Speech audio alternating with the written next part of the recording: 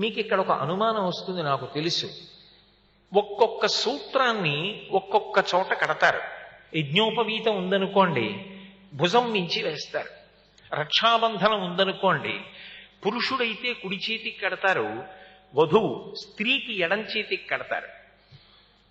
మొలత్రాడు ఉందనుకోండి, మొలకి కడతారు. మట్టెలు ఉన్నాయనుకోండి, కాలి వేళ్లకి తొడుగుతారు.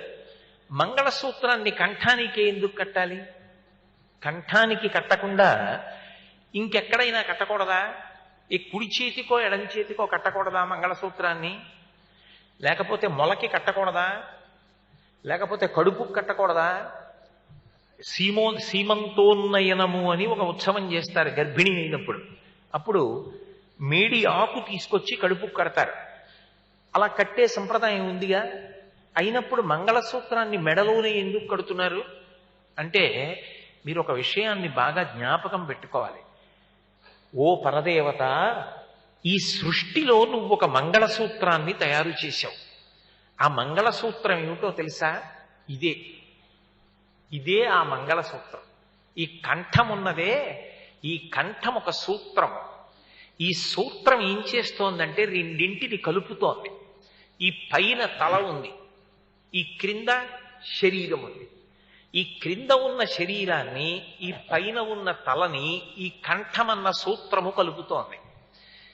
నిర్ణయం చెయ్యగలిగినటువంటి శక్తి జ్ఞానేంద్రియములలో ప్రధానమైనవి శిరస్సు ఎందున్నాయి. బుద్ధి శిరస్సు ఎందుంటుంది. అందుకే ఏంటో బుద్ధి గడ్డి తిందండి అంటాడు, అంతేగాని బుద్ధి గడ్డి తిందండి అనడం. ఇక్కడ చూపిస్తారు బుద్ధి గడ్డి తిందండి అని, అంటే బుద్ధి ఇక్కడ ఉన్నది అని. కాబట్టి నిర్ణయాత్మకమైనటువంటి శక్తి ఇక్కడ కేంద్రీకృతమై ఉన్నది. అంటే నిర్ణయములన్నీ ఇక్కడ జరుగుతూ ఉంటాయి. దీనికి అనేక కష్టాలు ఉంటాయి, అనేక సుఖాలు ఉంటాయి. చేతిలో నిర్ణయం ఉండదు, కాలులో నిర్ణయం ఉండదు, కడుపులో నిర్ణయం ఉండదు, కానీ బుద్ధిలో నిర్ణయం ఉంటుంది. మీరు ఒక్క విషయం ఆలోచించండి. ఒకటికి మధుమేహం ఉంది, నాలుక అంటుంది చాలా బాగుంది మధుర పదార్థం. ఏదైనా చెన్నై వచ్చినప్పుడు ఆ 3 రోజుల్లో కళ్యాణ మంటపంలో కుచలాంబాల్ కళ్యాణ మంటపం అధినేత మోహన గారు చేయించే మధుర పదార్థాల యొక్క శక్తి వేరు. అబ్బా, ఇవాళ కళ్యాణంలో చేయించిన ఆ మధుర పదార్థం పైనాపిల్తో చేశారో ఏమో, ఎంత బాగుందో. కాసేపు మధుమేహాన్ని పక్కన పెట్టేసి ఓ గ్లాసుడు పుచ్చేసుకుందు అంటుంది. కాసేపు నాలుక మీద రుచి కోసం ఓ గ్లాసుడు తాగేశాడు అనుకోండి, ఆ తర్వాత అది కడుపులోకి వెళ్ళిపోతుంది. వెళ్ళిపోయిన తర్వాత అది విషం కింద మారుతుంది. ఎవరికి? మధుమేహం ఉన్నవాడికి. అప్పుడు అది పెను ప్రమాదాన్ని తీసుకొస్తుంది. ఇప్పుడు నాలుక పుచ్చేసుకుందాం అంటుంది. కడుపు అది లోపలికి వచ్చిన తర్వాత చాలా ప్రమాదం వస్తుంది సుమా అంటుంది. అప్పుడు బుద్ధి నిర్ణయం చేస్తుంది, అంత పుచ్చుకోకు సుమా, నీ సొమ్మేం పోయింది, నాలుక మీద వేసుకుని బాగుందని చెప్పి లోపలికి వదిలేస్తావు. ఆ తర్వాత 10 రోజులు నానా అగచాట్లు పడాలి వాడు. అందుకని సాల్లి 4 గుటకలు తాగినా అంతే, 40 గుటకలు తాగినా అంతే. 4 గుటకలు తాగి తృప్తి పొందు. లేనినాడు నీకో బిరుదు, జిహ్వచాపల్యం లేదని మళ్ళీ ఓ విశేషణం ఇవెందుకు అని ఓసారి లోపల బుద్ధి జ్ఞాపకం చేసిందనుకోండి, 40 గుటకలేద్దాం అనుకున్నవాడు 4 గుటకలు వేసి తృప్తి పొందుతాడు.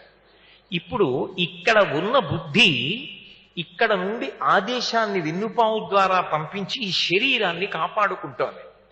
నేను ఇలా ప్రవచనం చేస్తున్నాను అనుకోండి, ఏదో 2 దోమల లోపల బయలుదేరి నా కుడికాలి బొటన వేళ్ళని కురుకుతున్నాయి అనుకోండి, ఇది శరీరమే కదండి, దురద పెడుతుంది, మంట పెడుతుంది. ఏదో కరుస్తోంది, అది ఊరుకుంటుంది. ఆ బొటన వేలు నన్ను ఏదో కరుస్తోంది, బహుశా దోమ అయి ఉంటుంది, అది కరుస్తోంది, మంట పెడుతోంది, దురద పెడుతోంది అని చెప్పుకుంటుంది. ఎవరికి చెప్పుకుంటుంది? ఆ కష్టాన్ని నాడీ మండలం ద్వారా బుద్ధికి పంపిస్తుంది, నన్నెవరో కరుస్తున్నారని. నోర్మొయ్యి, ఓ 2 గంటల ప్రవచనం ఉంది, 8:30కి నిన్ను గోకుతానులే అంటానా? అనను. నేను ప్రవచనం చేస్తూనే ఈ బుద్ధి స్థానం వింటుంది. ఎక్కడో కింద కాలి బొటన వేలు పెట్టుకున్న మొర విని, ఓ ఎడమ పాదమా నువ్వు కదులు, ఆ పక్కకి ఉండి ఎదురు చూడు, కుడికాలి బొటనవేలు మీద మంట పెట్టడం మొదలవుతుందంటే బహుశా దోమ వాలిందని గుర్తుపట్టు. అకస్మాత్తుగా లేచి ఒక్కసారి కుడిగాలి బొటనవేలి మీద గట్టిగా నొక్కు, పోతే దోమ పోతుంది, లేకపోతే భయానికి కాసేపు రాకుండా ఉంటుంది. మళ్ళీ దురద పెట్టకుండా అడ్డంగా ఆచ్ఛాదం ఉంది కాబట్టి ఎవరికీ కనపడదు కాబట్టి ఎడమకాలి బొటనవేల కుడికాలి బొటనవేలిని రుద్దు అంటుంది. అంటే ఇవన్నీ మీకు తెలిసాయా? నేను చెప్తే తెలుస్తాయి.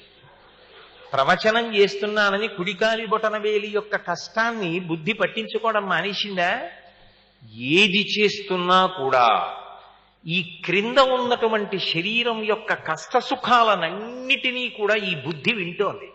విని అహర్నిశలు దీనికి కష్టం రాకుండా కాపాడుకుంటోంది. దీన్ని అనుసంధానం చేసి ఋతువంతము చేశాడు అంటారు. అసత్యమైన శరీరాన్ని పట్టుకుని సత్యమైన వస్తువులోకి ప్రవేశిస్తాడు. అంటే నేనన్న మాట మీరు బాగా పట్టుకున్నారో లేదో, రమణ మహర్షి మాటల్లో చెప్పాలి అంటే ఒక విస్తరాకు యొక్క చరమ ప్రయోజనం ఏమిటి? పెట్టకుప్పలో పారేయడం. ఇందాక అరిటాకులు వేసి భోజనాలు పెట్టారు, అరిటాకులన్నీ ఏమయ్యాయి? పెంటకుప్పలో పారేస్తారు. అలాగని అరిటాకులు తేగానే పట్టుకెళ్ళి మూట కట్టి పెంటకుప్పలో పారేస్తారా? ఎలాగో చివరి అక్కడే కదండి పడేయాలి అంటారా? అనరు. అరిటాకు తేవాలి, బల్ల మీద పెట్టాలి, నీళ్లు చల్లాలి, తుడవాలి, అన్నీ వడ్డించాలి, అయ్యా భోజనం ప్రారంభించండి అనాలి, వాళ్ళు తినాలి, చిట్ట చివర గోవిందనామని చెప్పి లేవాలి. అప్పుడు ఈ విస్తళ్ళు భద్రంగా ఎత్తి పట్టుకెళ్ళి అప్పుడు చెత్తబుట్టలో వెయ్యాలి. అలాగే ఈ శరీరం కూడా చిట్ట చివరికి కాలిపోతుంది. కానీ అలాగని చంపేస్తావా ఎలాగో చచ్చిపోతుందని? అశాశ్వతమైన శరీరంలో ఉంటూ శాశ్వతమైన వస్తువుని తెలుసుకోవాలి. తెలుసుకోవాలంటే ఈ క్రింద ఉన్నటువంటి కర్మేంద్రియములన్నిటినీ కూడా జ్ఞానేంద్రియ సంఘాతమైనటువంటి ఈ శిరస్సుతో అనుసంధానం అవ్వాలి. ఇది ఎలా చెప్తుందో ఇది అటు ఎడుతుంది. ప్రవచనానికి వెళ్ళంటే ప్రవచనానికి వస్తుంది, ఏదో ఇంకో చోటుకి వెళ్ళంటే అక్కడికి ఎడుతుంది. కాళ్ళ తప్పే ఉంది, దీని తప్పు. మనోహిహేతు సర్వేషాం ఇంద్రియాణం ప్రవర్తనే శుభాశుభా స్వవస్థాసు తచ్చమే సువ్యవస్థితం అంటారు సుందరకాండలో హనుమ. ఈ మనసు ఎలా చెప్పిందో, బుద్ధి ఎలా నిర్ణయం చేసిందో శరీరం అలా నడుస్తుంది. కాబట్టి ఈ బుద్ధి ఈ శరీరాన్ని ఎంత బాగా వాడుకుందో దాన్ని బట్టి మనిషి యొక్క సార్థక్యం ఆధారపడి ఉంటుంది. ఇది మంగళసూత్రం. ఈ సూత్రము గుండా ఈ కింద కష్టాలన్నీ పైకెడుతున్నాయి, ఈ సూత్రము గుండా ఆజ్ఞలన్నీ కిందకెడుతున్నాయి. ఈ సూత్రమును ఆధారం చేసుకుని ఇది చెప్పిన మంచి పనులకు ఈ శరీరము సహకరిస్తోంది. ఆచమనం చెయ్యి అంటే ఆచమనం చేస్తుంది, నమస్కారం చెయ్యి రెండు చేతులు కలుపుతుంది, విష్ణు సహస్రం చదువుతుంది, గోశాలకెళ్ళు వెడుతుంది, ఆవుకి ప్రదక్షిణం చెయ్యి ప్రదక్షిణం చేస్తుంది. ఇవేం వద్దు సినిమాకెళ్ళు సినిమాకెడుతుంది, ప్రవచనానికి వెళ్ళు ప్రవచనానికి ఎడుతుంది. ఇవేమీ వద్దు పడుకుంటుంది. ఇదేం చెప్తే చేస్తుంది. ఇది మంచి మాటలు చెప్పాలి, ఇది చెప్పిన మంచి మాటలకి ఇది ఉపయోగపడాలి. నువ్వు చెప్పినా నీ చేయను, రోజు ప్రవచనాలే నీ చేయను అందో. ఇదేం చెప్పిందో ఇది వచ్చేస్తుంది. ఇది ఏం చేసిందో దాని వలన కీర్తి వస్తుంది, దాని వలన తరిస్తాడు.